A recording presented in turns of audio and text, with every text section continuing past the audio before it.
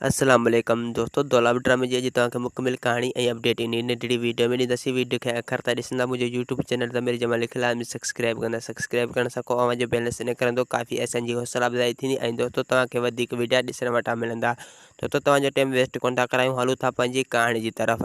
दोस्तों अगर तव्हां हीअ अपडेट न ॾिसंदो त तव्हां खां हीअ अपडेट मिस थी वेंदी ऐं तव्हां पोइ पछताईंदो त मेरे भाउ असांखे छो ऐं छाजे करे अपडेट न ॾिनी। दोस्तों तव्हांजे लाइ ख़ुशख़बरी यानी दौलाब ड्रामो तव्हांजे वेझो अची चुको आहे। बाक़ी तव्हांखे हिकिड़ो ॾींहुं इंतज़ारु करिणो पवंदो। तमामु ज़बरदस्त ड्रामो आहे, यानी सूमर जे ॾींहुं ड्रामो स्टार्ट कयो वेंदो राति जो 7 वॻे। दोस्तों दौलाब ड्रामो तमामु ज़बरदस्त ड्रामो आहे ऐं इन ड्रामे जी काफ़ी दोस्त इंतज़ारु करे रहिया आहिनि त इहो ड्रामो कॾहिं ईंदो। दोस्तों तव्हांजो इंतज़ार जूं घड़ियूं ख़तमु थी चुकियूं आहिनि। सूमर जे ॾींहुं यानी 28 तारीख़ ते हलायो वेंदो, यानी सुभाणे हलायो वेंदो राति जो 7 वॻे। दोस्तों तमामु ज़बरदस्त ड्रामो आहे, तव्हांजूं इंतज़ार जूं घड़ियूं ख़तमु थी चुकियूं आहिनि। दोस्तों दौलाब ड्रामो ज़बरदस्त कहाणी आहे ऐं इन में खून ख़राबी ड्रामो आहे, यानी हिन जी खून ख़राबी कहाणी आहे। तो खून ख़राबी जो मतिलबु इहा आहे त विक में झगड़ो कंदा ऐं पंहिंजा माण्हू मारींदा, जीअं ज़हर ज़िंदगी हो। तो तव्हां बि सम्झी छॾिजो त हीअ ज़हर ज़िंदगी सीज़न 2 आहे। तो हीअ ज़हर ज़िंदगी सीज़न 2 तव्हां सम्झी छॾिजो, छो जो ज़हर ज़िंदगी जी जाइ ते शूट थिए पियो ऐं ज़हर ज़िंदगी जा अदाकार ऐं ज़हर ज़िंदगी जहिड़ी कहाणी।